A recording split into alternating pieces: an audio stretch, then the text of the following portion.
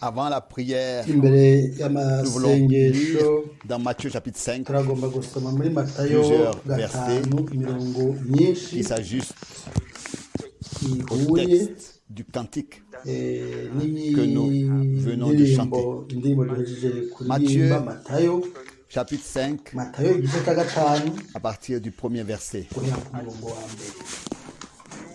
Voyant la foule, Jésus monta sur la montagne et après qu'il se fut assis, abonye iryo Ses shengero s'approchèrent aduga de lui. umusozi, amaze kwicara abigishwa ouvert la biwe bouche, baramwegera, il yanzika les kuvuga enseigna arabigisha et dit: Bénis les pauvres en esprit, ati hahigwa car le royaume des cieux est à eux. aboro mu mitima yabo, kuko ubwami bwo mu ijuru Les affligés, ari ubwabo. car ils Hahigwa seront abatunduye, consolés. kuko ari bo bazokwirugwa. Bénis les Hahigwa humbles de cœur, abatekereza, car ils kuko ari bo hériteront bazoragwa isi. la terre. Bénis ceux Hahigwa qui abafise ont inzara faim et n'inyota soif de la justice, byo kugororoka, car ils seront kuko ari bo bazohazwa. rassasiés. Bénis les Hahigwa miséricordieux, abagira car imbabazi, ils obtiendront kuko ari bo bazozigirirwa. miséricorde. Bénis ceux qui ont le cœur Hahigwa pur, abafise imitima car itanuye, ils kuko ari bo verront bazobona Imana. Dieu. Bénis ceux qui Hahigwa procurent la paix, ababanguranya, car ils seront kuko ari bo appelés fils bazokwitwa de Dieu. abana b'Imana. Jusqu'ici, Ushika hano cette précieuse parole. Levons-nous rino pour la prière. jambo ry'Imana ry'igiciro, turahaguruka ku bw'amasengesho. Père céleste, Tata wo mu ijuru, nous venons devant ta sainte tuje face mu nyonga zawe zera, et dans la crainte kandi mu gutinya et dans le respect no mu devant kubaha toi, imbere yawe Mana, le Saint Dieu, Mana yera, et devant ta parole, nous voulons imbere le faire. y'ijambo ryawe turagomba kubikora. Que tu puisses Ushobore nous accorder la disposition kuduha juste imitima à toi et à ce que tu as dit. itunganye, igutunganye n'ibyo wavuze, kuko si bose bavuga ngo mwami mwami, qui entreront si bo dans le royaume de Dieu, bazokwinjira mu bwami bw'Imana, mais seulement ceux ariko ni gusa qui font la abakora volonté du ukugomba Père, kwa qui ont fait la data, volonté du Père aussi. n'abakoze ukugomba kwa Seigneur, data ari mu ijuru. Mwami, Autrefois, kera tu t'es assis waricaye et tu as enseigné tes disciples. wigisha abigishwa bawe. Aujourd'hui, Uno munsi Viens parmi nous nuze hagati yacu, et enseigne-nous, utwigishe, parle avec nous, uvugane natwe, accorde-nous uduhe les instructions, les enseignements dont nous avons amategeko besoin. n'inyigisho dukeneye. Accorde ta grâce pour Tugirire parler, ubuntu bwawe kugira ngo et ta grâce tuvuge, pour ubuntu écouter. bwawe ni ukumva. sauve Ukize ceux qui ne sont pas encore sauvés abatarakizwa, et délivre ubohore ceux qui sont liés, ababoshwe, guéris ukize ceux qui indwara sont malades, abarwaye, délivre de tout ubohore de l'ennemi, iby'umugwanizi byose yoboha, ubohore burundu, ijambo ryawe confirmé risohoze pendant la prédication. mu gihe cy'ubutumwa bwiza. Oh Seigneur, ce n'est pas un homme O mwami, si qui umuntu nous parle, atubwira, c'est toi. ariko ni wewe. Et ça, nous l'avons Ibyo reconnu. twarabimenye, nicyo gituma Que nous venons tuza nous rassembler pour écouter ta tugakorana parole. ngo twumve ijambo Tu ryawe. sais toutes les Urazi difficultés, ingorane zose, toutes les requêtes. imitwaro Tu connais toutes yose, les difficultés, urazi toutes les requêtes, toutes les ingorane maladies. n'indwara zose Et n'ibibazo, tout ce qui est imitwaro le n'ibiri cœur mu de mutima chacun w'umwe wese mu ruhande Dieu rwiwe. fidèle. Mana yizigiwe, Exauce-nous. utwumve. Nous venons Turaje à toi kuri wewe, et nous nous approchons kandi du trône de ta twegereye grâce intebe y'ubuntu bwawe, pas en raison de notre justice, si kubwo kugoroka kwacu ariko sous le couvercle, ni sous le munsi sang y'amaraso de l'agneau. y'umwagazi. Seigneur, mwami nous voulons turagomba marcher sur ce chemin kugendera muri iyo vivant nzira nzima conduit au Dieu vivant. irongorera ku mana nzima. turagusavye ubiduhe Et que cela nous réussisse. ivyo bitubere bidushobokere, wirukane ivyiyumviro byose n'ivyo kwiyumvira Ce qui ne te plaît pas n'ibintu byose bitaguhimbara et qui pourrait se tenir en obstacle à ton byoshobora kuba inzitizi imbere ya mwemu wawe, ubidukuremwo maze salle soit libre ibyumba byose byitegembye, ahantu hose hitegembye ubutware bwose n'ubushukanyi bwose bw'imvamahanga, maze dushobore kuba munsi y'uburongozi bwawe Mana, dushobore kuba munsi y'uburongozi bwawe burundu. turagusabye utwoze kubw'amaraso yawe, utweze mu ijambo ryawe, uturongore na muhemu wawe yera, ukora ibyo byose kubw'ubuntu bw'ibyubahiro by'izina ryawe. Amen. Amen. Amen. Amen. Nous nous asseyons.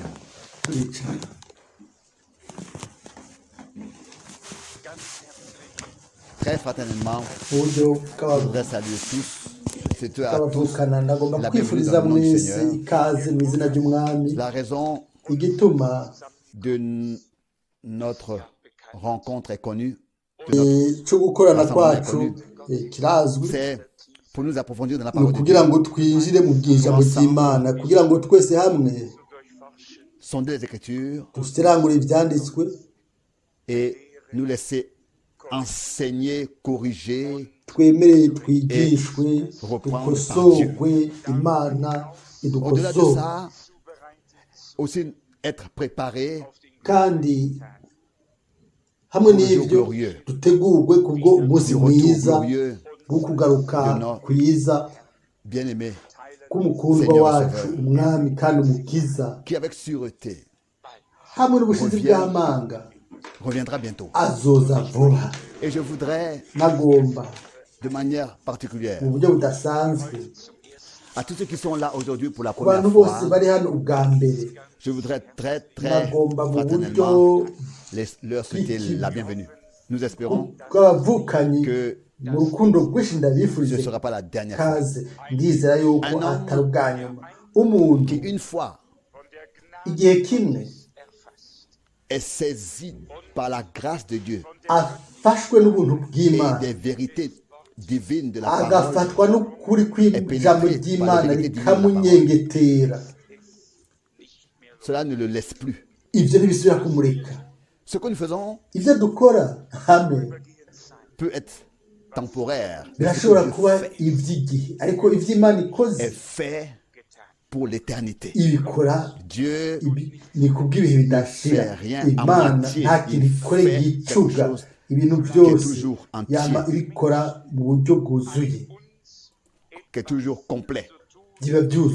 Quand nous, les hommes, nous essayons de faire quelque chose, ça va toujours échouer. Mais si nous comprenons que un grand jour de réconciliation de Dieu, un grand jour a eu lieu avec l'humanité, une réconciliation divine, un grand jour divin, et que Dieu était en Christ et a réconcilié le monde avec lui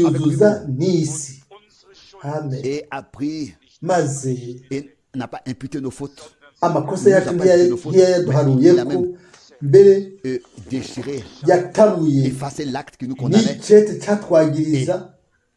et renverser icurika isenya ca gihome cadutandukanya c'amacakubiri mu rukundo rwawe bidashira. yaratwijuje nawe yaratwakiriye yaratwemeye. umuntu mu kwizera mu mutima wiwe vy'ukuri yakiriye ivyo akavyemera akagirirwa ubuntu bwo kwizera ivyo. umuntu nk'uwo a reçu dans son âme mu bugingo bwiwe yakiriye une encre, pardon, une encre yakiriye divine.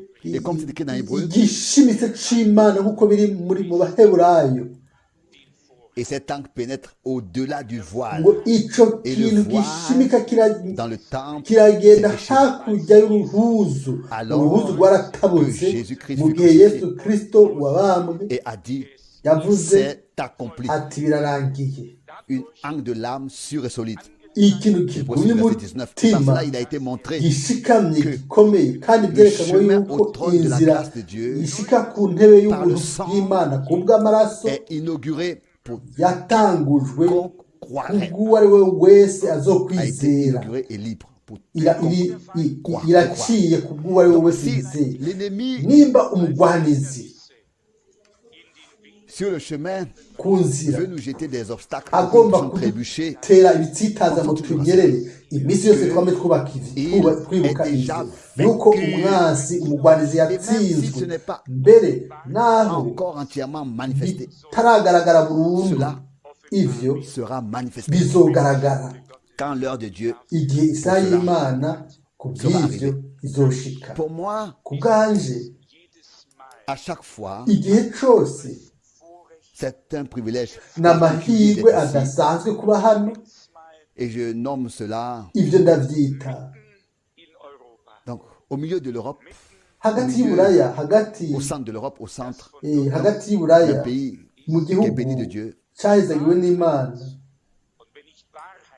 Et la vérité, et si je dis la vérité, je nimba ne mvugishije peux pas penser ukuri ta vérité sinokwinjira ukuri kwawe alors cyangwa une partie de vérité, kw'iwanjye de cyangwa vérité en igice partie, mais quand ukuri je kw'igice, dis ariko vérité, iyo mvuze ukuri alors je pense, mba je niyumvira veux yuko parler de ce que ngomba Dieu, kuvuga dans sa ibyo parole, Imana a mu dit. ijambo ryayo yavuze. Ça, Ivyo donc, cette vérité uko kuri divine kw'Imana révélée kwahishuwe dans sa pureté mu mwuzuzo et wako, clarté, mu muco mwinshi, l'annoncer, de gutangaza pouvoir l'annoncer comme un ukuri témoignage. Je nk'intare. suis reconnaissant au Seigneur ndashimira pour cette umwami occasion ku bw'aya de mahirwe tout mon cœur. n'umutima wanje wose.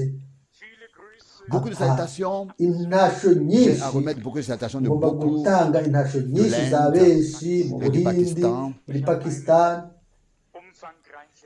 J'ai eu un voyage nagize urugendo riche et il était rurimo très umugisha, nécessaire ce voyage. rwari rukenewe cyane urwo rugendo. Et ce que nous avons appris un peu ici en Europe, ibyo twize ngaha Par ayi cela, buhoro hano i Buraya, d'autres sont ibyo kubw'ivyo abandi emportés dans ces choses, enveloppés dans ces choses, ba- entraînés dans ces choses. Et ils ont batwarwa n'ibyo besoin bintu d'une réponse divine. barabyifuka, Et cette réponse barakeneye doit leur, inyishu être donnée, y'Imana. doit leur être apportée iyo toujours. nyishu bagomba kuba des bayihawe Écritures. ivuye mu byanditswe Et- byera. Si, Niba parce qu'il y a kuko plusieurs personnes qui sont là pour la hariho première fois parmi abantu nous, benshi bari ngaho bwa mbere qui sont là ici pour la hagati première fois. Je ne yacu, veux pas entrer dans les détails de singomba ces choses. kwinjira mu idonido parce y'ibintu que ils sont- bimwe bimwe kuko C'est honteux de les mentionner, birateye isoni kubivuga, de devoir kubona apprendre cela et avec un cœur kwiga ibintu triste. nk'ibyo n'umutima ubabaye, Ce que les hommes ibyo abantu ont fait du message divin. bakoze mu butumwa Et bw'Imana. comment est-ce que les citations Ni de gute Frère Branham imirongo ya mwene data Branham sont sorties de leur contexte bayikuye mu kibanza cyayo et introduites dans un propre programme et un bakayinjiza propre muri gahunda concept. zabo, mu byiyumviro Et à byabo, tel point que quand on voit cela, mu buryo iyo ubonye ibyo ushobora kurwara, ariko Imana yatanze ubuntu bwayo kugira ngo dutangaze umugambi wayo w'agakiza. Kubw'ibyo nanjye ndafite amashimwe. qu'il y ait personne parmi nous ntihagire umuntu muri qui twebwe pense en lui-même, yo kwiyumvira kuri dont wowe le frère wenyine pense ngo mwene data akiyumvira ngo niwe afise ukuri, et qu'il est seul à la voir. Non, c'est pas comme ça. niwe ari C'est mu pas nzira. ainsi. Oya Il y a oya une siko bimeze. chose Hariho que je peux ikintu dire. kimwe ashobora kuvuga. Je suis déterminé Je nageneye à ico parce que kuko je suis de la vérité jewe ndi ukuri et est appelé à rendre kandi témoignage de la nahamagawe vérité et ngo nshingire intahe ukuri kandi nta kinyoma na kimwe gifise inkomoko mu kuri. Mwene data Branham l'a dit yarabivuze mu buryo bufobora. Il avait posé la question yari yabajije ikibazo ati ikinyoma ni igiki, et il donne la réponse. aca atanga inyishu. Un mensonge, c'est tordre la vérité. C'est la vérité ikinyoma tordue. ni ukuri kwagoretswe. C'est ça le mensonge. Il y a tellement Ico nico kinyoma. il y a tellement de vérité dont le sens a été tordu. hariho ukuri kwinshi bagoretse ariko ukuri kuriho ni Sur kumwe chaque sujet et ku kigwa cyose. de voir ça, Ivyo kubona m'a ivyo renversé intérieurement, byaranyiganyije mbere birantabagura imbere. même cette Mais annonce-là que le Seigneur est déjà revenu, vous savez, ça c'est connu partout. Mais que maintenant, cyatangajwe murazi ko kirazwi hose. Ubu rero hariho abantu les prières ne sont pas amasengesho faites de manière adakorwa ordinaire. mu buryo busanzwe, Ils ont changé la forme barahinduye de leur prière uburyo qu'ils adressent au Seigneur. Je vais bw'amasengesho vous dire tout de suite babwira comment. Et ils umwami. disent, Baravuga gute? Baravuga ngo avec cette remarque, baragabisha gutya maintenant le Seigneur ngo ubu rero umwami n'est plus, mais il est. ntakiri, Mais n'est-ce pas, le mariage a déjà eu lieu. ngo Le ubukwe mariage bwaramaze pour eux a kuba, déjà eu lieu, il est déjà ubukwe revenu. bwamaze kuba, umwami yaraje. Nico gituma rero Il ubuye est le mari ni umugabo de l'épouse. Et on peut w'umugeni. vous imaginer murashobora kwibaza ivyo. des gens Abantu voix et clairement n'ijwi ryumvikana ont exprimé ont terminé leur prière de cette manière. bagaheza amasengesho bakavuga ngo Au nom ngo ndasenga mu de izina Jésus-Christ, rya Yesu Kristo mon mari. umugabo wanje.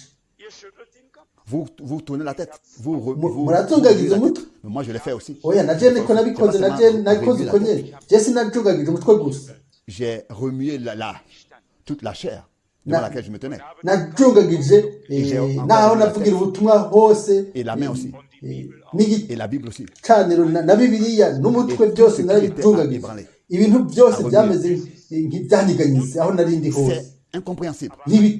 Ntibyumvikana. Mais il y a une chose qui m'a touché le cœur, qui m'a inondé mon cœur, qui est devenu grand pour moi. ikintu C'est-à-dire cyabaye penser gikuru que kuri jewe Dieu, nico cyumve yuko Imana dans tout ce qu'il a dit, mu byo yavuze byose il conserve la raison. niyo ifise Dieu ukuri. est resté juste dans tout ce qu'il a dit. Imana Et quand je pense iguma encore à ari cela, ukuri mu byo yavuze byose. Iyo nibutse rero kuri ibyo ko hariho bene data haraheze imyaka muri kino cyumba bari bicaye hano ngaha ari bumva ubutumwa, mbere twaranavuganye. maintenant, Ubu rero eux qui abo parlent nibo de tels enseignements, bakwiragiza inyigisho et cela nk'izo, est encore plus kandi douloureux ibyo pour moi. ni umusonga kuri jewe. Il y a une chose que nous devons toujours hariho ikintu iminsi avoir yose devant les yeux. tugomba kugira imbere y'amaso yacu, Pas d'avoir connu un prophète, si ukuba twaramenye ou umuhanuzi bien d'avoir été son ami. cyangwa twarabaye umugenzi Mais w'umuhanuzi, la relation personnelle que nous avons ariko avec ubumwe Dieu, dufitaniye n'Imana avec budasanzwe, Dieu Tout-Puissant, qui Imana envoie ses serviteurs, idafite les prophètes, n'ububasha ni uko matin irungika et soir, abahanuzi bayo igitondo même pour no rester ku mugoroba. sobre, parce que Kandi birakwiye ko Il y en a tuguma turi maso ntituboregwe. Hariho abantu baheba ont perdu toutes sortes de normes babuze de sens. ifatiro, babuze inyumviro, barabuze uruhagararo, babaye abasazi, Ils chantent les cantiques les plus glorieux, baririmba merveilleux, indirimbo frappent des nziza mains, cyane, crient de bagakoma joie, amashyi, et bakavuza disent umunezero, bakavuga bati le mariage ubukwe de l'agneau est arrivé bw'umwagazi pour eux, est déjà là pour eux. buri ngaha kuri bo, bwaramaze Ici, kuba sur kuri bo cette terre. hano ku isi. D'un tel mariage, je peux m'en passer. Et d'une telle Jewe gloire aussi. Quand ubwo je bukwe reviens, ntabwo nkeneye. Igihe umwami ce ne sera pas azogarukira, un enseignement, ntizizoba ari ce inyigisho, ne serait pas une connaissance. ntibuzoba ari ubumenyi. Alors, Icyo gihe lui-même wenyine sera ubwiwe présent.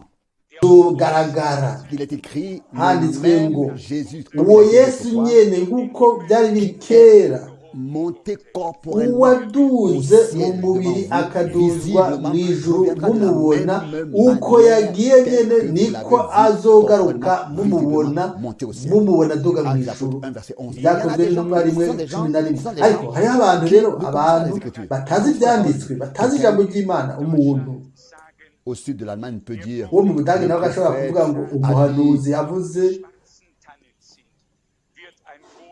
là où les sapins noirs sont ngo une grande lumière ahari apparaîtra. sape yirabura ngo hazoca Et haza on me umuco demande mwinshi de manière naïve, bagaca bambagara rero bagati mbega mwene data Frank nous, nutubwire qu'est-ce que rero le frère Branham voulait dire mbega par mwene cela? data Branham yagomba kuvuga iki muri De ibi nouveau, ukundi gusha ma cravate karavati s'est yanjye dénouée. yaciye Et ibohoka je leur ai dit, mais frère Branham l'a jamais dit. ndavuga nti N'a mwene data jamais dit. Branham ntiyigeze avuga C'est ce ibintu privilège-là nk'ibyo yego de ati connaître nagize la Bible, amahirwe yo de kumenya connaître le bibiliya Seigneur et de connaître no aussi kumenya les umwami prédications de no frère Branham, de les kumenya avoir ubutumwa bwiza bwa mwene entendu, data Branham écouté, naramwiyumviye lu narabusomye et nabyakiriye mu Mais mutima les wanjye ariko abantu crois aujourd'hui uno munsi bizera chaque folie seulement ubusazi par la parole bwose telle qu'elle est écrite. ariko Telle qu'elle est écrite. Et ijambo jusqu'à mon dernier rigume souffle de vie, nk'uko rimeze ngifise impemu je yanjye m'accorde la grâce pour mana cela. ntiyangirire ubuntu ku bw'ibyo mana ngirire ubuntu ku bw'ibyo Nous sommes l'église du Dieu twe vivant. turi ishengero Nous sommes ry'imana pas quelque chose de nzima quelconque. C'est peut-être ntituri ikintu icyo ari cyo cyose nicyo la gituma responsabilité est ibanga d'autant plus grande rikomeye cyane dans l'annonce de la mu parole de Dieu. gutangaza ijambo Que le Seigneur soit ry'imana remercié umwami après ashimwe 2h30 inyuma y'amasaha abiri n'igice d'observation de la parole de Dieu. turaba ijambo ry'imana Ensuite, j'ai dit Amen. hanyuma nanjye naravuze nti amina Et après le Amen, inyuma ya amina il n'y a plus eu de questions nta kibazo à cyasubiye poser. kubaho Le frère a demandé, mwene data yarabajije est-ce que ati quelqu'un mbega hari aurait une requête, umuntu une question? yoba afise ikibazo cyangwa umutwaro Toutes les questions ibibazo ont reçu la byose réponse. byaronse igisho Je suis reconnaissant ndafise amashimwe au Seigneur. Je suis Amen. lié profondément au Seigneur. jewe Reconnaissant mfatanije neza pour mubwira sa bonté n'umwami inestimable. ubuntu bwiwe Et budashobora pour aussi la conduite guserangurika de son mbere Saint. n'uburunguzi bw'iyo bwa mpemu yera itugirira Bien ubuntu sûr, nivyo on yego peut nivyo mentionner certaines umuntu arashobora kuvuga expériences imyimenyerezo dans imwe notre imwe génération. muri runo rungano Prendre rwacu certaines expériences et agafata iyo leur myimenyerezo donner toute une agatanga signification. akayiha Il y a une chose que je voudrais n'ibisiguro mentionner. zindi nyinshi ariko icyo nagomba kuvuga ni Sur la photo avec la ku nuée, isanamu là où nous voyons le y'inkingi visage, y'umuriro où aho le visage du Seigneur est à voir. y'igicu aho dushobora kubona mu maso C'était l'une h'umwami des questions. nicyo kibazo problèmes. kimwe cyangwa ingorane Parce qu'il est yindi prétendu, il a kuko été prétendu que havugwa ngo cela était le retour du Seigneur uko à kwari raison de cette kugaruka parole, k'umwami kubwo iryo jambo que il yuko viendra avec azoza ses saints anges. n'abamarayika biwe bera Et il dit, vous voyez, aravuga ati là il est urabona là, ari il, inguge ari il hajya est venu avec yaraje ses anges. n'abamarayika avec ses biwe anges. Donc, n'abamarayika ça veut dire biwe bera ati rero ari hano Ici. ari hano rero ariko igihe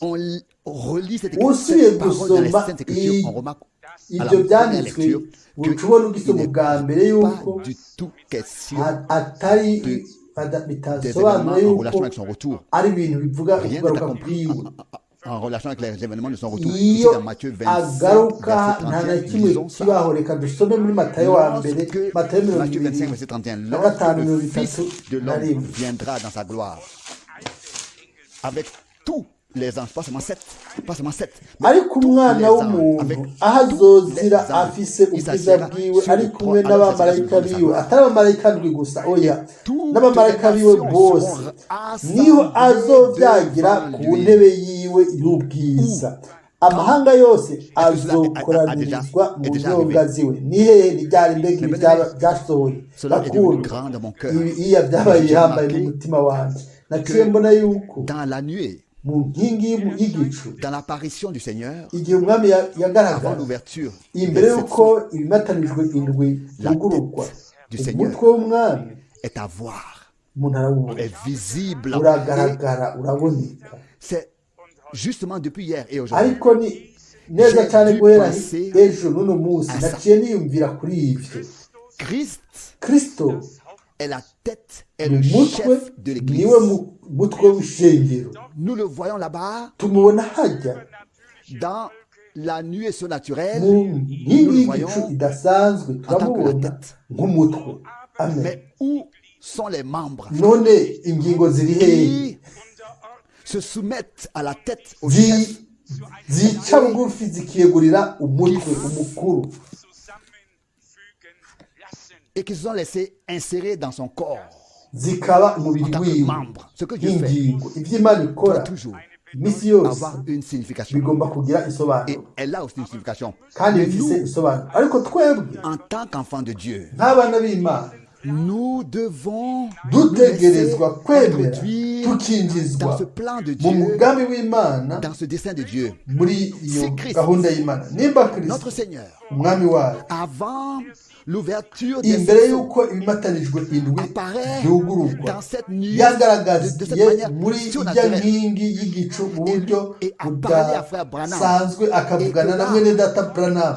Ngaho Et nous pouvons le voir en tant que tête, en tukaba tant que dushobora chef. kubona Ça nk'umutwe, semble me dire mbere que bisobeye il nk'uko nawe niko revendique ndavuga nti sa ariko position de arasaba chef de tête. ariko arasaba Donc, c'est tous ceux qui ont igihagararo compris ciwe nk'umutwe que nk'umukuru, nous ne vivons abatahuye plus dans les bose jours bamenye de yuko la tutakiri dénomination, mu gihe où c'amadini chacun peut aho croire umwe et wese enseigner, ashobora interpréter kwigisha et agasobanura expliquer ce qu'il ibyiwe veut, agasobanura et faire tout ce ibyo qui agombye semble byose juste. agakora Mais ibyo abantu ngo ni maintenant, byiza. Oya, uno munsi la parole révélée ijambo contraignante ryahishuwe de Dieu pour ry'umuhate ritegeka se soumettre à la abo tête bose a été apporté. biyegurira umutwe Tout ce byarazanye. qui Umuntu wese atabikora De toute manière, pas de muri ubwo buryo chance nta mahirwe afise d'être inséré dans le corps yo de Christ. kuba mu mubiri wa Kristo. Kristo La tête de umutwe l'Église, w'ishengero, le chef, c'est ainsi que nous umukuru le lisons w'ishengero, dans uko niko Colossiens, tubisoma mu au Bikolosayi premier chapitre. mu gice ca mbere. Colossiens 1, verset 18. Abikolosayi ba mbere Est la igice tête du ca corps mbere de l'Église ngo et niwe le commencement, mutwe le premier-né w'ishengero, d'entre les morts, niwe afin fura d'être mu le premier. bapfuye kugira ngo La abe tête a besoin de membres. Et laissez-moi dire cela. byose muri bose. Umutwe La tête a besoin de membres. urakeneye ingingo. L'agneau a Reka pris le ndabibabwira, livre. umwagazi yafashe igitabo yugurura Ce qui ibimatanijwe, ahishurira abatoranijwe ibyari binyegejwe, kugira ngo abacunguwe bumve la voix du ijwi Rédempteur ry'umucunguzi, se soumettent maze à lui la tête, bamwiyegurire we mutwe constitué nk'umubiri de plusieurs membres. ugizwe n'ingingo nyinshi, De plusieurs membres. ugizwe n'ingingo nyinshi, Voilà bamwiyegurire. l'objectif. Quand Muri iyo le ntumbero, temps pour ça est igihe arrivé, rero cy'ibyo cyarashitse. Reka dushimire Imana rero ko ukugaruka k'umwami kutaraba. Amen. sinon, Bitari uko, sûrement que beaucoup de nous abantu benshi muri twebwe n'auraient pas été prêts pour partir. Mais ntibabaye biteguye ngo batahe. Ariko umwami nivyo pour toutes choses, un temps ibihe et byose l'heure. afise umwanya n'igihe n'isaha, aratanga inyigisho ijambo ryiwe ku bwa mpemu wiwe Je ye. crois Ndizera que yuko tous ceux abo bose qui ont le respect nécessaire bafise ukubaha gukenewe kw'ibyo Imana yakoze, abantu baneza kandi bagatinya bakubaha ijambo n'izina ryiwe, baza mu nyonga c'est à hiwe. cela qui se révélera. Aho rero niho bazobihishurira La parole de Dieu ijambo ry'Imana. que Dieu nous adresse Iryo Imana reste itubwira cachée seulement pour ceux. riguma rinyegejwe ku bahona. Aux Corinthiens, 2 Corinthiens 4, Abikorino ba mbere, l'évangile, kandi ngo la nimba parole que nous prêchons, ubutumwa si tuvuga elle reste voilée, nimba butwikiriwe, donc elle est voilée pour ceux qui périssent. buratwikiriye ku bahona, Mais pour nous, elle ariko devient kuri une puissance de twebwe Dieu. ni ububasha bw'Imana. L'enseignement, Inyigisho, l'instruction est sortie inyigisho du Seigneur. La n'amategeko correction, byavuye ku mwami, l'appel à sortir, ugukosorwa, umuhamagaro wo gusohoka no gutegurwa, tout cela doit avoir lieu ibyo maintenant. byose bigomba kubaho uno munsi. Dans ce contexte des choses, Ni muri iyo cette ntumbero parole iryo jambo que frère Branham, ryo muri data Branham en 1933, mu gihumbi kimwe magana cyenda mirongo itatu na gatatu, et je dis par cela la vérité, ndavuga ibyo ni ukuri. il y a plusieurs années, Harazi imyaka il m'a été myinshi dit audiblement à Marseille, narabwiwe i Marseille, 2 Timothée chapitre 4, les premiers Timothée wa versets, kabiri cette kane parole mirongo ya m'a mbere, nouvellement inondé le cœur. iyo mirongo yanyuzuye mu mutima. 2 Timothée chapitre Timothée wa kabiri 4, kane verset 1, je murongo wa t'en mbere, conjure devant Dieu et ndakwihanikiza devant mu Jésus-Christ nyonga qui doit juger les z'Imana vivants et les no morts. mu za Kristo Et Yesu au nom de son avènement azocira ku et de iteka son abazoba bakiriho n'abazoba bapfuye, la parole, kandi no kubwo kuzoboneka insiste en kwiwe toute occasion, n'ubwami bwiwe. favorable Uvuga ijambo ou ry'Imana, uhora ugavye mu gihe gikwiye no mu gihe kidakwiye, reprend, uhane, censure, uhanize, exhorte uhanure, avec toute mu douceur kwihangana kose et en no mu instruisant. kwigisha, Car il viendra un temps où les hommes ne supporteront pas la saine doctrine, kuko mais igihe ayant la kizoza démangeaison batazokwemera kumva d'entendre des ukwigisha choses kuzima, ariko agréables. kuko amatwi Ils abajya se yifuza donneront une kumva foule de ibibanezereza bazokwirundaniriza abigisha détournant l'oreille bahuje n'ukwifuza kwabo, kandi bazokwiziba amatwi vérité ngo ntibumve et se ukuri, tourneront vers les bazozimira fables. bakurikire imigani Mais toi, y'ibinyoma. sois sobre, ariko weho demeure sobre wirinde en muri toutes byose, choses, wihanganire souffrance, imibabaro, ukore fais igikorwa l'œuvre d'un évangéliste, cy'umuvuzi w'ubutumwa rempli bwiza, ushitse igikorwa d'un évangile, prédicateur de l'évangile, cy'ubutumwa remplis, fais l'œuvre d'un bwiza prédicateur de l'évangile, cy'ibango remplis bien ryawe, ton ministère. ushitse igikorwa Ça, ce sont cy'ibango les paroles ryawe. Ayo n'amajambo que l'apôtre Paul a ayo adressé, intumwa Pawulo que Paul a adressé à son jeune yabwiye collègue pour son uwo ministère. Et ces bafashanya paroles akiri muto, ni paroles ayo majambo doivent être une partie de ategerezwa toute ma vie, kuba de tout mon ministère, de tout mon âme. umugabane w'ubuzima bwanje mu Prêcher gikorwa la parole cyanjye de mu Dieu, mutima wanje, kuvuga sans ijambo ajouter, sans ry'Imana retrancher, sans faire de ntongeye ko compromis. nakuye ko Continuer à ntumvikanye, porter la parole de Dieu. nzo Une parole kumashikiriza particulière ijambo est ry'Imana, écrite dans le prophète Jérémie ijambo ridasanzwe ryanditswe mu muhanuzi au chapitre Yeremiya 23, mu kigabane cya 23 verset 21, umurongo wa 21, verset 21 et verset 28. 21 na 28. Jérémie 23. Je n'ai point envoyé ces prophètes et ils ont couru. Et ils ont couru. Je ne leur ai point parlé, ou bien alors en allemand donné un mandat et ils ont prophétisé. Erega si jewe natumye abo bakamenye, yamara barirukanze, jewe naco navuganye nabo, yamara barabwishwa. Yaba barabaye mu nama yanje, baba batumye abantu banje bumva amajambo yanje, kandi baba barahindukiye bakava mu nzira yabo mbi no mu bikorwa byabo bibi, baba barumvikanishije amajambo yanjye bakayabwira ubwoko bwanje. 28. Kamenyi niyagira icyo yarose ntakirotora, kandi ufise ijambo ryanjye navuge iryo jambo adatishije iruhande, naritangaze bihuye n'ukuri. Mbega umuguruka uhwanye ute n'ingano, ni jewe uhoraho mbibagije, icyumviro cyiza hano kivuzwe. Ndabisubiyemo, si ikintu icyo ari cyo cyose, ariko avec un cœur sincère, hamwe n'umutima uri nk'ukuri, turagomba kuba mu isengero ry'Imana nzima. Et ici, le froment, c'est le blé.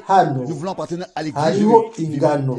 Twe turagomba kuba ingano, turagomba kuba isengero ry'Imana nzima rivugwamo ijambo ry'Imana atari amajambo y'abantu. Iryo ni itegeko atari umuntu n'umwe avuyemwo.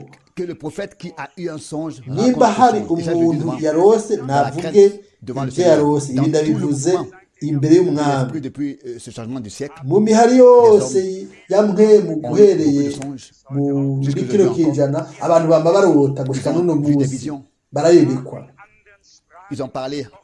baravuze mu ndimi nshya, barasobanuye.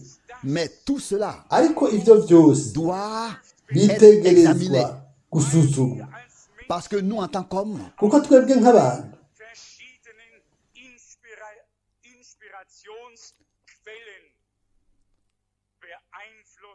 nous pouvons être influencés de deux sources. Turashobora gusugumwa no guhishurirwa kubiri, ariko ibyo dusoma muri Bibiliya mu ijambo ry'Imana nta muntu n'umwe akeneye kubisuzuma, nta n'umwe akeneye kubigenzura. Ijambo ry'Imana ryo rimaze kugenzurwa, niko byanditswe. Ariko nimba hari umuntu yarose qui le raconte, si quelqu'un a une révélation, nimba umuntu yahishuye, nashoboye kubivuga ibyo ari byo. Mais ça doit être prouvé. Bigomba gusuzumwa.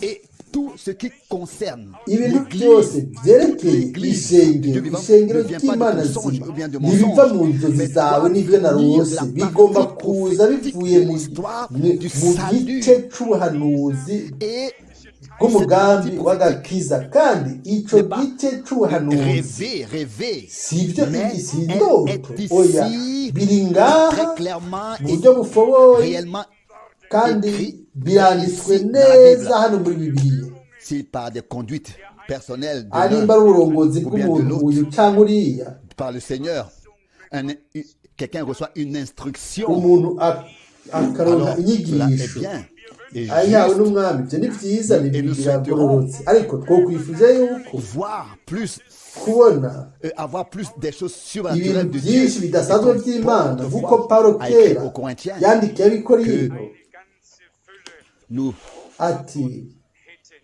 puissions en avoir même toute une plénitude. twogira benshi cyane ariko Mais le service dans ce temps, igikorwa muri kino gihe dans cette époque, n'est Muri pas iki gihe, la question si qu'est-ce ikibazo que tu as eu ngo comme mbega songe, waronse qu'est-ce que le iki Seigneur t'a mbega umwami révélé. yaguhishuriye La iki question ikibazo no aujourd'hui, ce qui est munsi important, gihambaye c'est une autre question, ikindi c'est-à-dire kibazo ni ukuvuga le message contraignant de Ubutumwa Dieu adressé à son Église. bukomeye bw'imana butegeka bw'ishengero ry'imana si ibyo si iby'indoto cyangwa iby'umwami yahishuriye ubu cyangwa uriya oya ni isobanuro cyangwa ubuhanuzi assez souvent ou alors kenshi venu du propre cœur, du bishobora propre cœur kuza de la bivuye mu personne, ou bien mutima alors, w'uwo muntu comme toujours, cyangwa nk'uko biri kenshi ça n'a pas d'importance comment est-ce qu'elles ont ntacyo été, bitwaye ingene elles sont venues.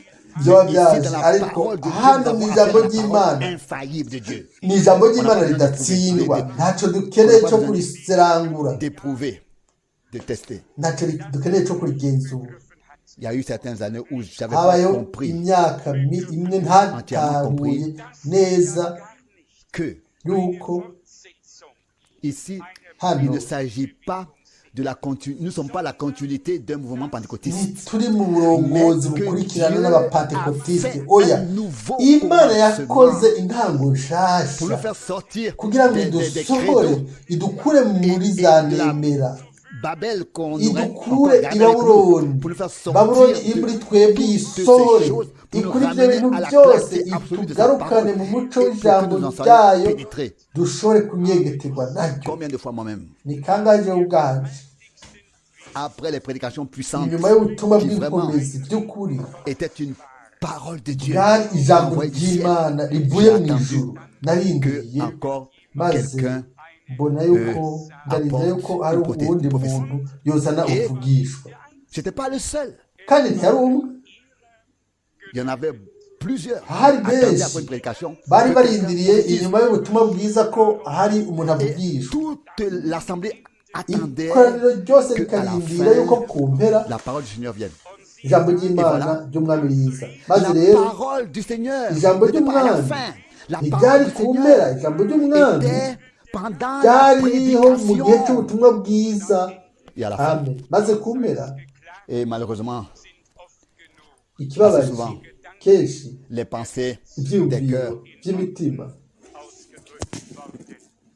les pensées des propres cœurs ont été ibyiyumviro exprimées en prophétie. by'imitima Comme une prophétie. by'umuntu runaka bigahita bivugwa A nk'ubuhanuzi dû nicyo gituma imana yategerejwe donner une fin à cela pour pouvoir faire un vrai conseil. kumarira ibyo kugira ngo itange intango nshasha umuntu afise intumbero imbere yiwe ategerezwa gutangura kugendera mu nzira nziza Placer ses pieds de la foi sur ce ibirenge chemin. byiwe Pas comme ça, akabishyira mu aller à droite et kwizera à gauche, kw'iyo et nzira puis ntaje iburyo espérer atteindre le n'ibumoso but.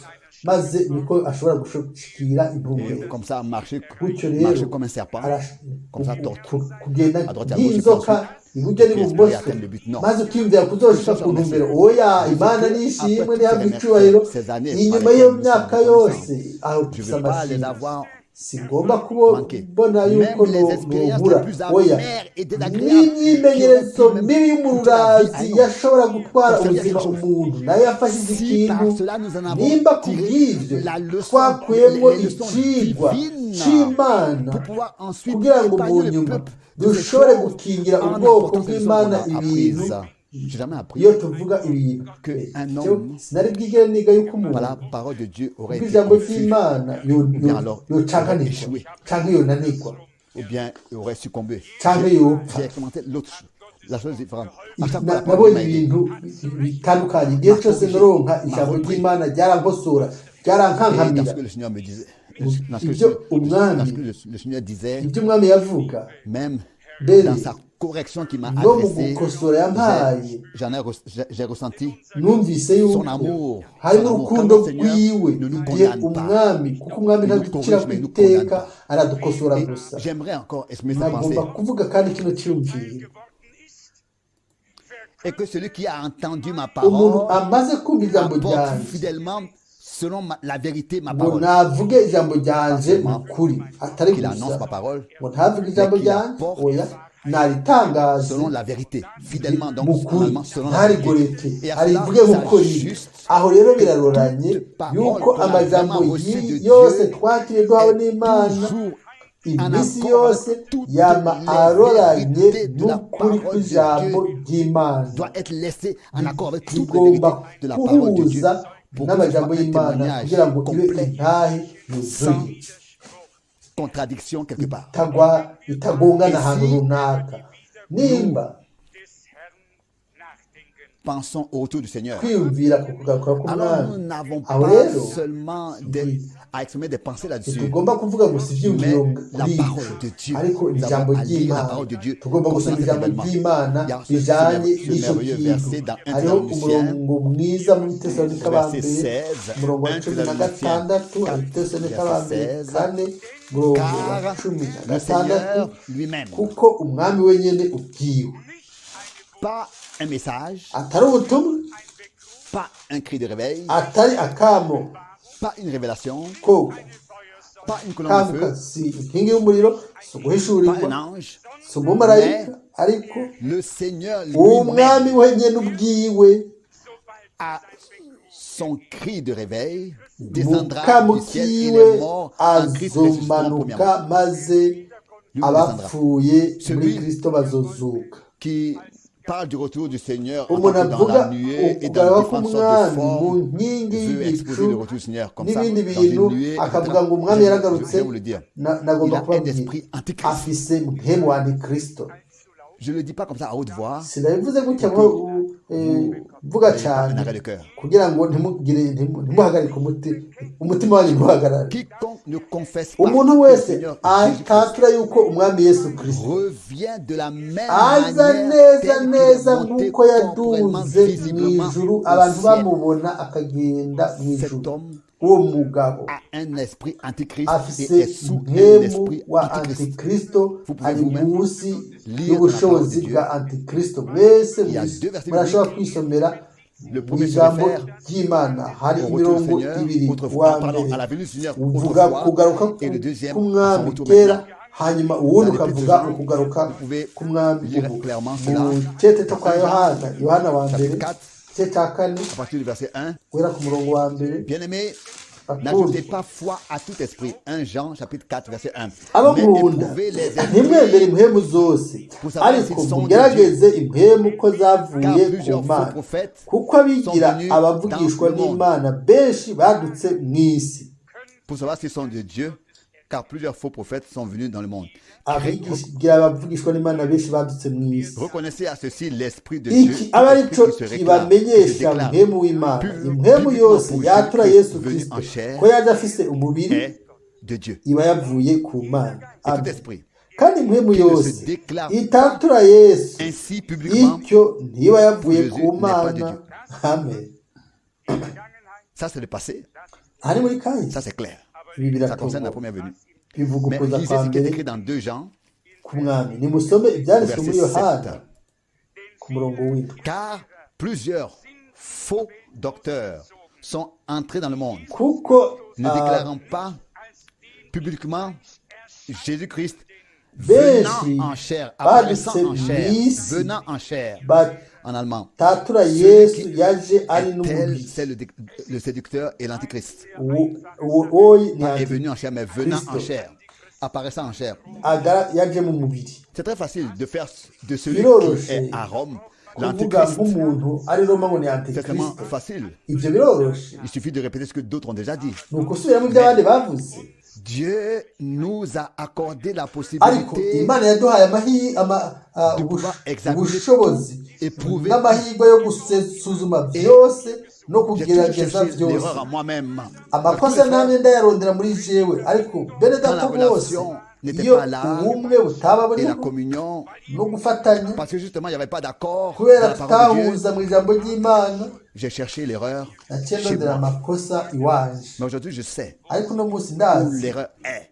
ahari ikosa Chaque esprit impemu yose qui ne confesse pas itatura que ko Jésus-Christ yesu kirisito revient de la même manière, donc aza neza mu corporellement, buryo bw'umubiri visiblement, corporellement, tel qu'il est monté au aboneka ciel. nk'uko yaduze mu Acte 1, ijuru verset 11, byakozwe n'intumwa rimwe cumi na rimwe une influence uwo muntu antichrist. Il ari peut parler du munsi prophète, y'uburongozi bwa il peut parler antikristo de l'amour de Dieu, ashobora kuvuga il umuhanuzi peut akavuga parler, urukundo rw'imana dire tout ce qu'il veut, akavuga ibyo utiliser agomba la byose parole de Dieu agakoresha reste ijambo vrai. ry'imana Et riguma avec cela, ry'ukuri hamwe n'ibyo cela a été décidé par Dieu une fois pour toutes. ibyo ni imana yabifashe ko ingingo rimwe Si quelqu'un burundu vous dit, nimba hari umuntu oui, le ababwiye ngo Seigneur yego est déjà umwami revenu. yaramaze kugaruka Lisez Matthieu chapitre nimusome 24. matayo 24 Est-ce qu'il y a 20 ans ou bien 10 ans, vous aurez pu reka croire haraheze imyaka que 20 des cyangwa hommes 10 mwokwizeye yuko pourraient abantu vous dire ce boshoboye kubabwira yuko yesu kirisito ari hano yagarutse Et tous disent oui, il est ici. bose Lisez baravuga Matthieu ngo 24, yego ari hano soma matayo 24 verset 23.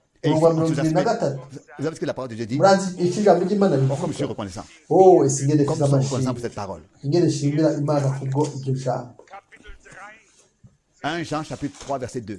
yohana wa mbere gatatu igice cya kabiri Bien aimés, nous sommes maintenant enfants de Dieu. Ce que nous serons n'a pas encore été manifesté. Mais abo nous nkunda savons none que turi abana lorsqu'il b'imana apparaîtra, ariko uko tuzomera Nous serons turahishurwa parce que nous icyo le tuzi ni verrons uko tel yesu qu'il niyashishurwa tuzosa Nous le nawe verrons.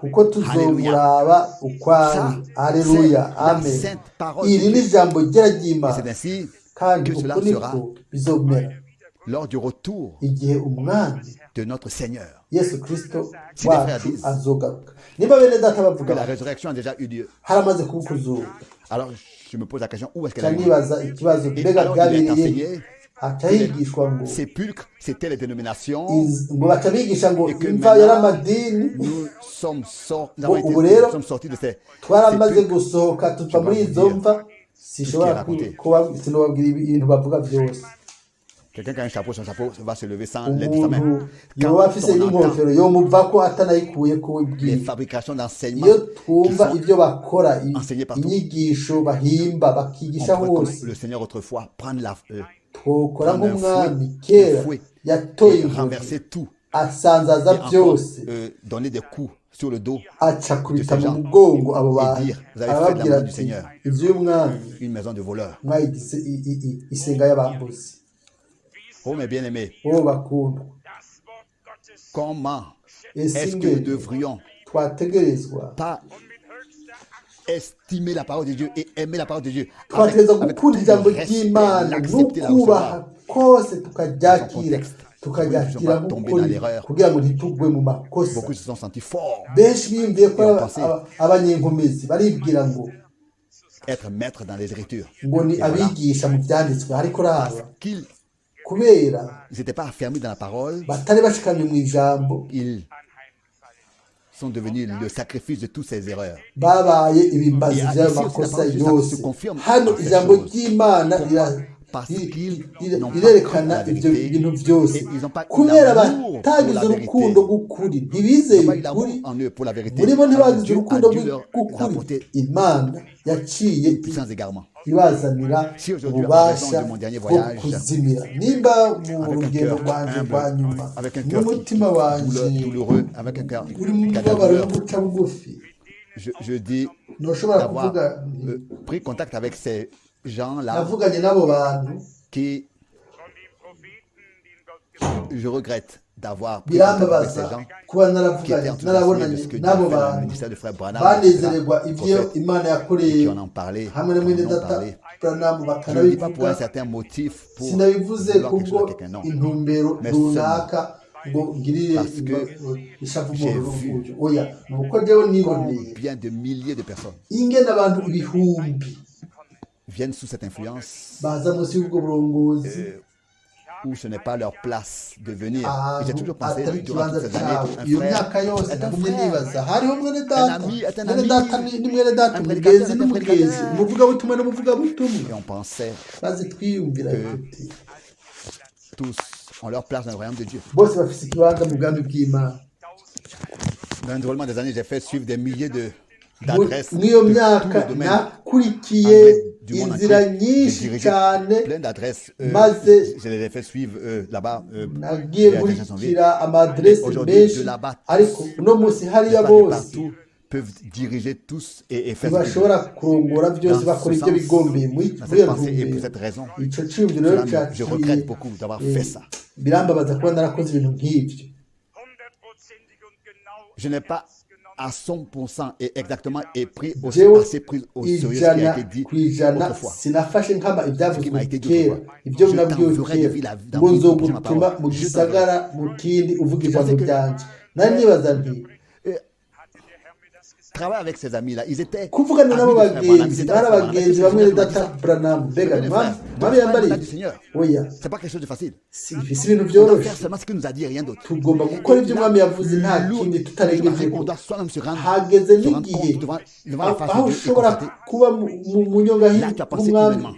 ukabona uti aha Et ayi maintenant, niyumviye nk'umuntu tu récoltes ce que tu as semé. ubwo rero reka wimbure ibyo wabibye Dieu a conduit tout ainsi imana yarongoye ibintu byose gutyo mu choses buryo ont changé. ibintu byahindutse Et ce changement kandi iyo mpinduka doit être pour moi, kuri jewe pour nous tous et kuri pour tout twebwe le peuple de twese Dieu, ku bwoko bw'imana bwose être une bénédiction igomba et kuba pour umugisha un salut puissant. igomba kuba agakiza k'ububasha birakwiye yuko D'une certaine manière, et mu buryo runaka bientôt ce soit manifesté. vuba Qui vuba est de Dieu, hazogaragara qui est ninde envoyé de w'imana Dieu, vraiment ninde envoyé de yarungitswe Dieu, qui est n'imana déterminé by'ukuri ninde yagimwe n'imana sa parole, ngo atware ijambo apporter sa ryiwe parole, ngo atware ijambo annoncer sa parole. ryiwe ngo atangaze ijambo ryiwe Est-ce cyane que c'est quelqu'un qui mbega le n'umuntu fait seulement abikora comme gusa ça, gutyo par enthousiasme, pour après être anezerewe le sacrifice ngo abe de faux ikimazi enseignements, cy'inyigisho et ensuite, de la même z'ibinyoma manière, maze ico kimwe enseigner les nk'uko autres aciyigisha la mauvaise abandi manière, uburyo mal bubi influencer, mal enseigner les autres. abantu Comme abayobyi il est écrit nk'uko handitse que dans les derniers jours, ngo mu minsi ya nyuma pas avant les derniers jours, mais atari dans les inyuma jours, à imbere la fin y'umunsi des jours. ku minsi ya Et nous nyuma sommes maintenant ku mpera y'iminsi ya à nyuma la fin uno munsi des turi jours. ku mpera Des y'iminsi hommes abantu diront, Christ est ici, ngo bazovuga ngo kristo ari hano est là. kristo ari hariya Matthieu 24, verset 33. Non, matayo 24 Dans les 23 oya bihuye n'ijambo présent ry'ibyanditswe dans les réunions ari mu des saints. bikorane by'abera Il a promis yarasezeranye là où ngo deux aho ou babiri trois canke sont batatu réunis bazaba en mon bakoraniye nom, mu izina ryanje là je suis aho niho parmi eux. mba ndi hagati Et il est yabo aujourd'hui, uno munsi parce que nous croyons sa parole, ari il hano est kubera parmi nous. twizera ijambo Ça, ryiwe j'en suis certain. ari hano Les ibyo morts ndabifitiye ubushizi en Christ bw'amanga abapfuye muri ressusciteront kristo premièrement. bazozuka ubwa mbere Ensuite, ceux qui sont restés hanyuma vivants seront transformés. abazoba ari bazima En un clin d'œil. bazohindurwa mu kanya gato Il n'y a pas de prédication là-dessus à tenir. aho ntabwo Mais des discussions ntidukeneye à faire. kugira ubutumwa Il y a- bwiza burebure ngaho cyangwa ibihari Qu'un grand hariho événement, gusa igikorwa Dans l'histoire kizoba du salut, le gihambaye quand je mu nkuru z'agakiza la première fois, autrefois, umwami azoza Simon n'a pas tenu de prédication, mais Caïphe, le Caïphe igihe yazo bwa mbere simoni yakoze ubutumwa cyangwa kayifa oya ijambo ryambaye umubiri simoni abona umwami il a dit, il pouvait dire Seigneur, yamufashe mu biganza aravuga ati ubu rero reka umusabye wawe yitahukira amahoro kuko amaso yanjye yabonye agakiza ukugaruka k'umwami ntibuzoba ari ubutumwa bwo kuvugira abantu si bizoba ari ibyiyumviro ntizizoba ari inyigisho ntibizoba ari ibyo guhishurirwa ibyo umuntu azozanira abandi uno munsi barinjira aho bagera naho umuntu atotahura ibyo bavuga sinategereza kuba no kuvuga ariko kuri bo umuvumo wose wo ku isi waravuyeho nk'uko bari bameze imbere y'uko umuntu agwa niko bimeze ngo mbere vuba bavuga ngo abana birabura bazoca baba abera. Il dépasse toute limite. Bararenganye imbibe zose z'ubusazi C'est incompréhensible. mu buryo bw'umuntu ntawe bitahura. Nimba avuga ibyo hano uno munsi C'est pas pour vous si ukuri kubera mwebwe ngo ndabababaze, ni ukugira ngo ndabereke yuko intambara y'impemu iyo turimwo doit être combattu avec igomba kurwanwa avec une armure forte. hamwe n'ibigwanishwa n'ibikingira igikiriza bikomeye. Hano muri ba Efeso turabona ibigwanishwa, inkota ya mpemu n'ingofero y'agakiza L'armure de Dieu. Alors c'est le temps. n'igikingira igikiriza c'Imana. Nico gihe turimo uno munsi, apana uguhishurirwa canke Pas des choses à moitié.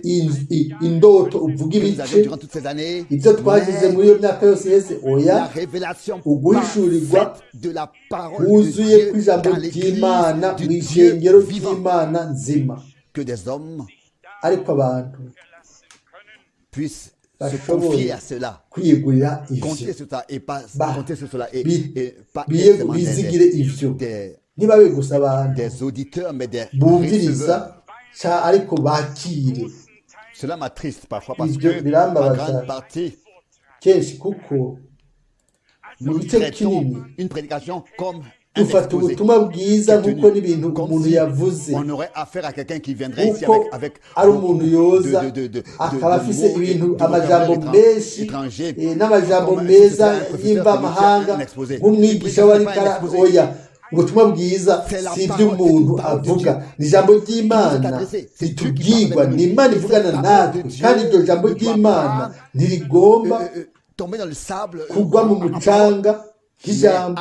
Oya, rigomba kugwa muri twebwe, rigomba kuzana ukwizera muri twebwe, by'ukwizera kugira ngo ububasha bw'Imana burema bucungura bw'Imana bushobore kugaragara pendant la prédication, mu gihe ubutumwa bwiza bwumvikana, mu gihe umuntu yumva ubutumwa bwiza. Mbega iyo twumviriza tukaba turi abarorerezi, ntituba dufisemo umugabane mu by'Imana ibiki irakora mu by'ukuri. Ninde yo muri mwebwe yo agomba kugira umugabane, agomba kugira uruhara mu mutima wiwe ubwiwe, ntiyumve gusa ijambo ariko yakire, ntiyumve hanyuma ngo acavuga avuga ngo byari byiza. Oya, yumve, yizere, hanyuma yakire ku ruhande rwiwe icyo Imana yadusezeraniye. Umwami wacu ntiyatangaza gusa ibyo, ariko ibifatanye n'ibyo harimo agakiza, harimo gukira indwara, harimo kubohoka, harimo umwimenyerezo, harimo umugisha n'agakiza ahantu hose, aho yaca, aho yagendera. Ntiyari amajambo maremare n'ubutumwa bwiza burebure, ariko byari bifatanye nuko harimo igikorwa cy'Imana kidasanzwe cyagaragara mu bantu baba bumvirije, baba bumvise gusa, barakira ikintu kivuye ku Mwami, bakira ibyo yababwira. Ndizera yuko icyo gihe turagomba yuko icyo gihe, igihe cy'ubu kibe igihe nka cya kindi Isaya yagarutse ku bw'ibyo. Ninde arindira ikintu ku Mana? Ninde by'ukuri arindire yuko Imana imuha ikintu mu gikorane? Mbega uzana umutima wahe? Uza witeguriye iki? Uza urindiriye iki? Urindiriye iki?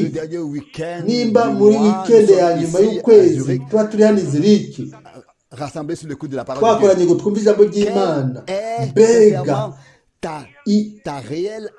uba urindiriye iki mu mutima wawe? Ubaye mvuga kuri mu bwina bw'umutima.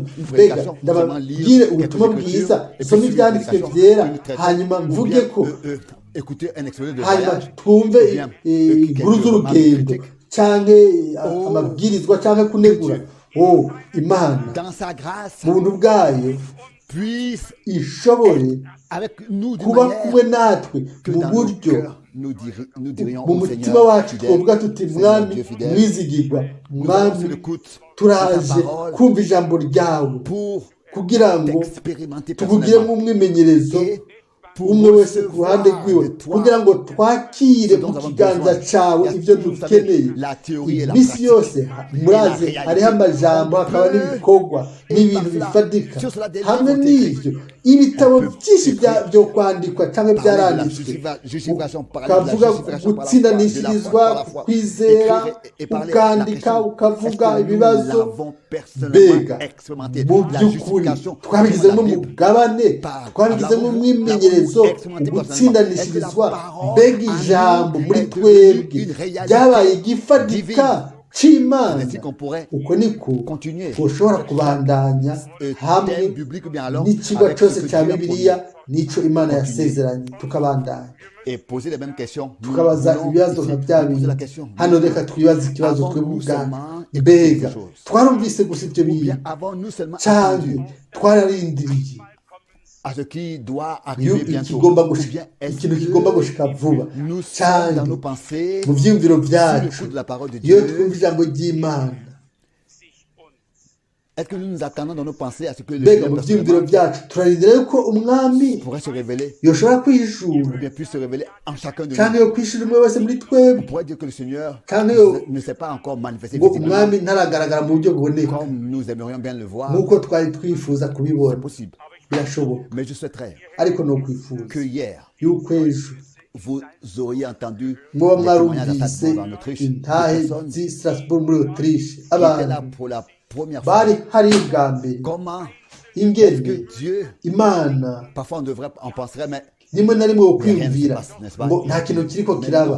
oya mwene data mushiki wanjye, yemwe w'Imana aracakora mu bikorane, umwami aracarongora abantu mukuri kandi aracahamagara mu isi yose ngo abantu basohoke. igihe cy'ubuntu ntikirashika ku mpera, ntikirarengana, ariko igihushane agasongero k'igihe cy'ubuntu ni ngaha niho karashitse. murazi bisobanura ubu kuba waratsindanishirijwe burundu, atakosa, atacaha, atakintu cy'ikibazo cy'icyaha cy'amakosa cubazwa, nk'uko mwene data Branham mu buryo bufoboye yavuze gutsindanishirizwa kwa Bibiliya.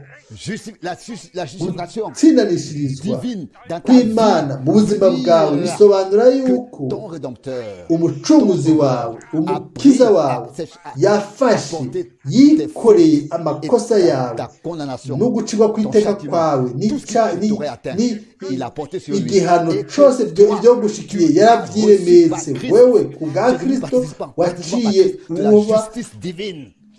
mu kugoroka kw'Imana nk'uko utigeze gukora icyaha. Imana igutangaza ko ugororotse. uvuga uti mbega bimeze gute bw'umubiri wacu w'isi? murazi hari iki mbega ku rubuto rwose? abantu bazi kurima barabizi. umuntu wese adashobora kubona neza, twubaha akarorero k'ikiraya. ikiraya bagishyira mu kuzimu, murazi icyo kica kibora cyose kikatikira. ukiravye wubabara uravye imbuto y'ikiraya bashize mu kuzimu bateye, ariko muri urwo rubuto waboze ukibona hari ikintu gikoretse indani muri cyo. harimwo akabuto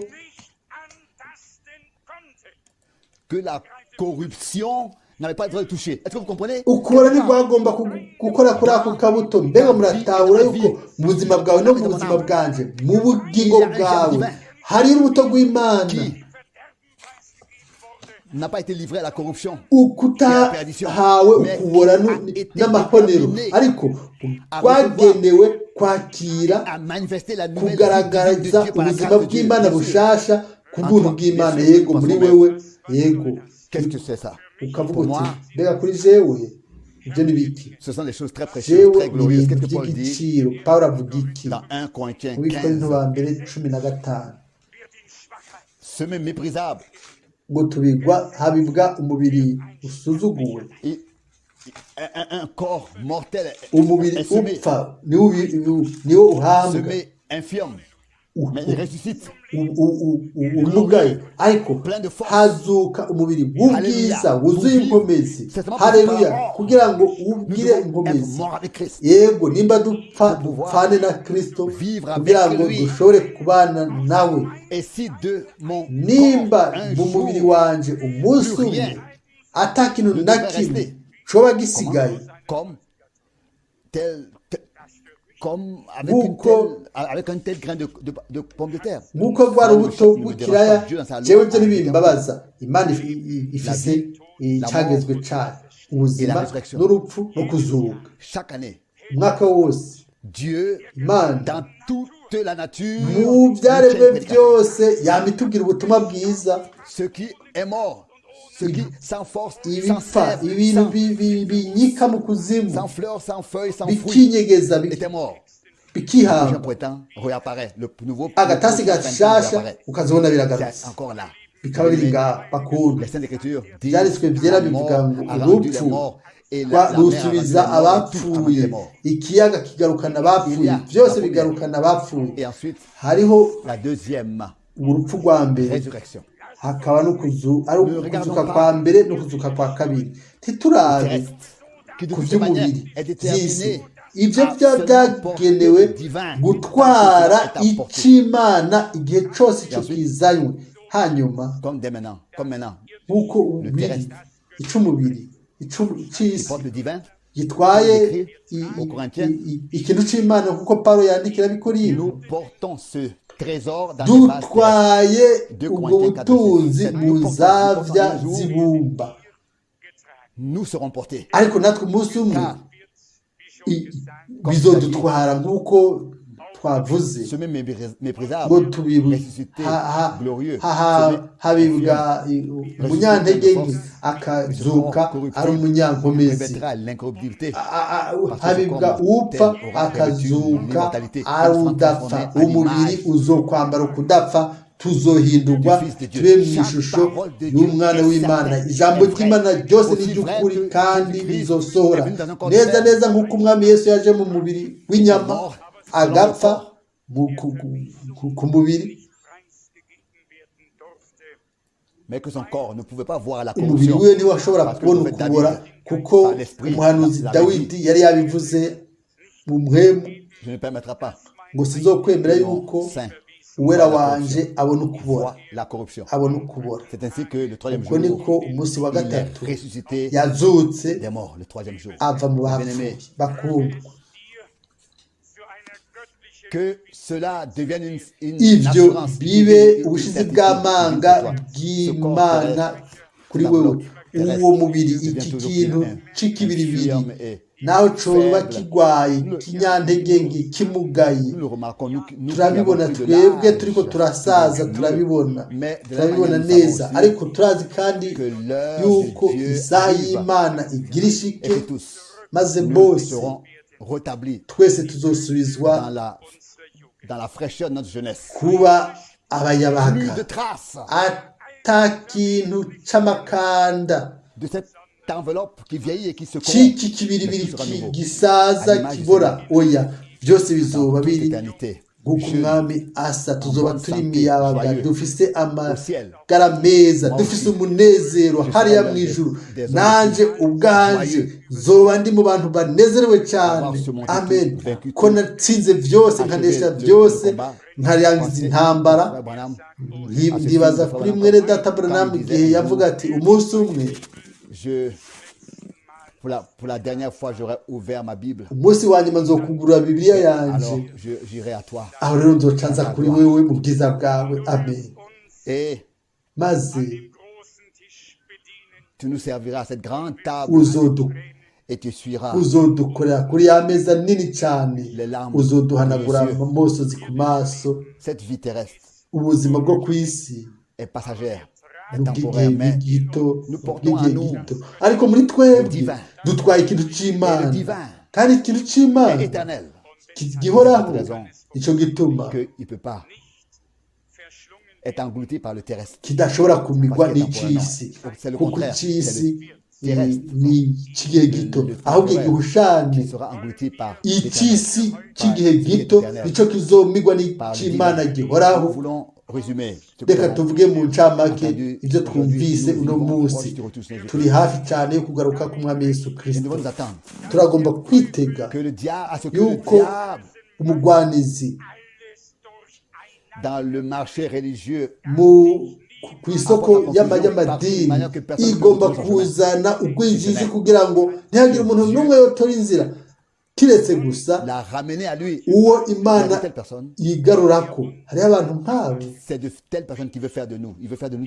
igomba kutugira abantu nk'abo, abantu bagaruka ku Mana bagaca mu nzira y'Imana, bakunda ijambo ry'Imana, bagendera bakezwa, bakagomba kwezwa mu kuri kw'Imana. ino minsi ya nyuma bwirashyitse.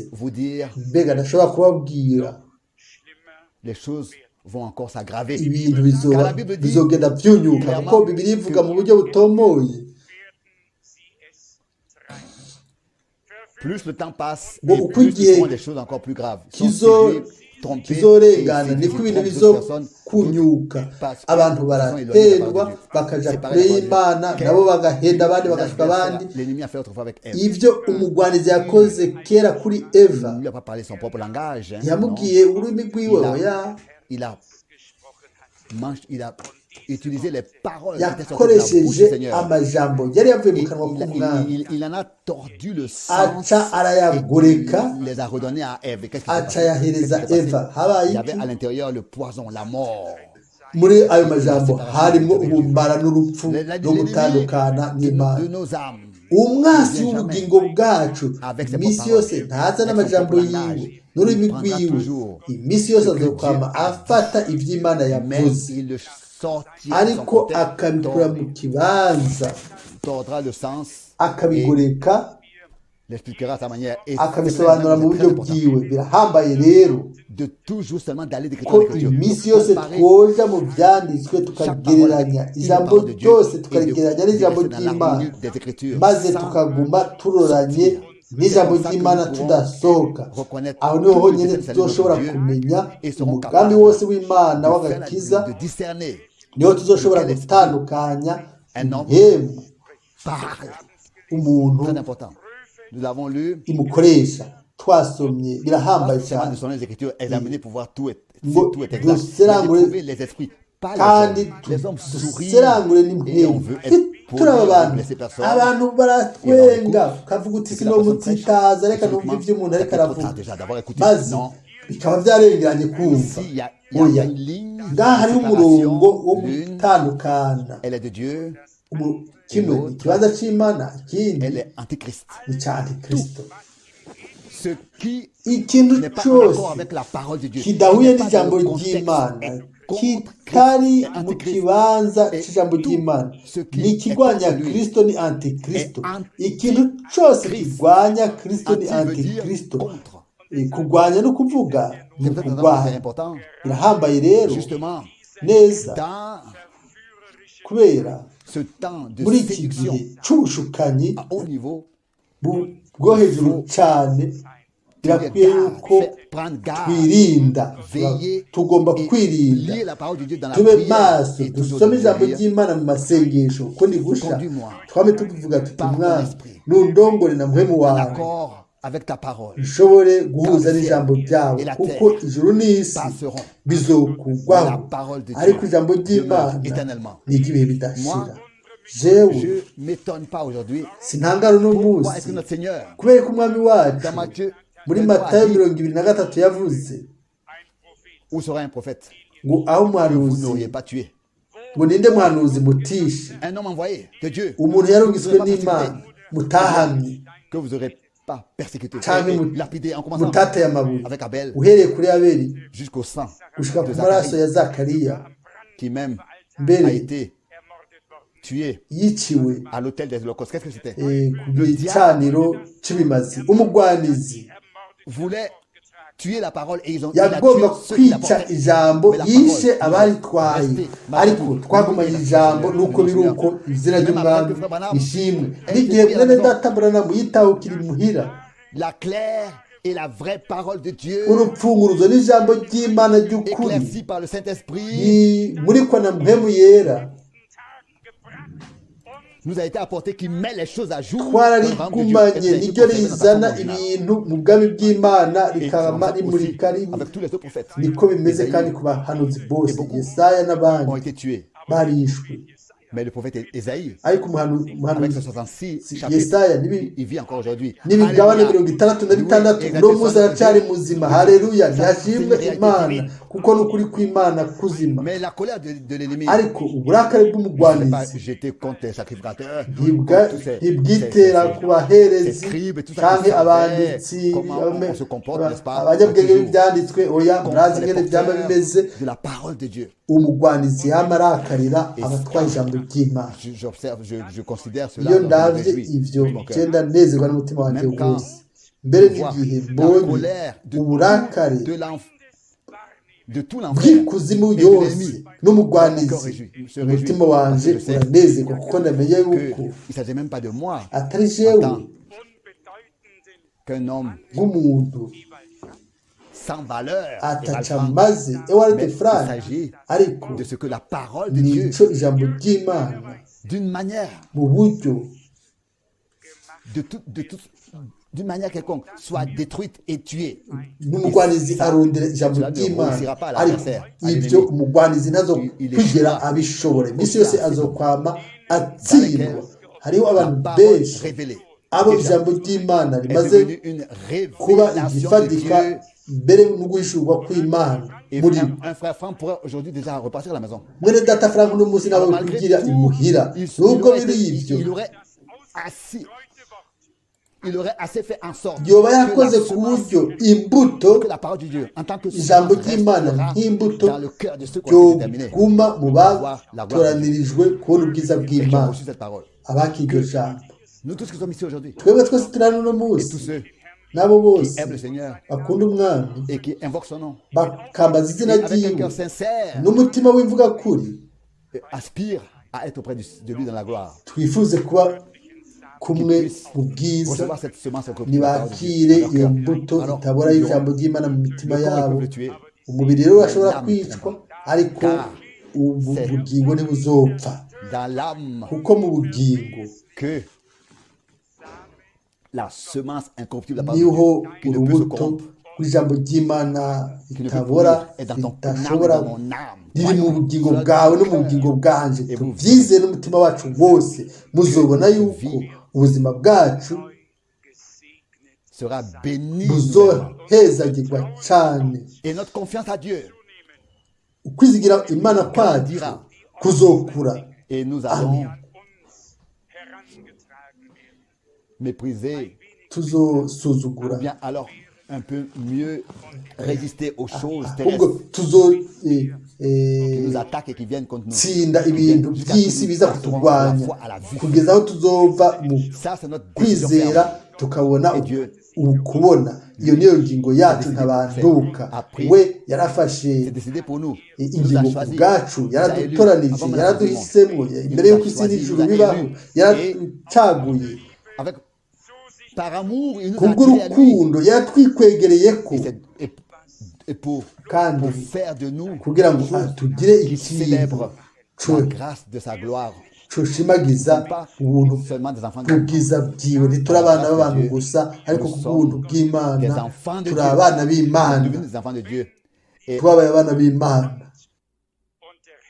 et quand l'achèvement de son œuvre aura lieu et qu'il reviendra et que nous le rencontrerons dans les aheraheza akazogaruka tugahura nawe mu kirere tukazomubona nk'uko ari icyo nous gihe regarderons l'un l'autre tuzoca turabana umwe n'uwundi nous le serons semblables. tuzoba Nous dusa serons nawe semblables à lui. tuzoba Ça, dusa c'est la nawe sainte et précieuse parole de Dieu. iryo ni ijambo ryera Ça, ry'Imana c'est le plein évangile. ubu ni ubutumwa Ça, bwiza c'est bwuzuye le plein salut. aka pour ni toi et pour agakiza moi. kuzuye Pour kuri tous wowe no ceux kuri qui jewe croient. kuri abo bose bizeye Pas seulement une promesse si amasezerano gusa de Dieu, la certitude. ariko ni ubushizi bw'amanga bw'Imana Il a donné la promesse yatanze isezerano et et il accomplira. azorisohora Loué yashimwe son saint nom. izina ryiwe ryera Amen. amen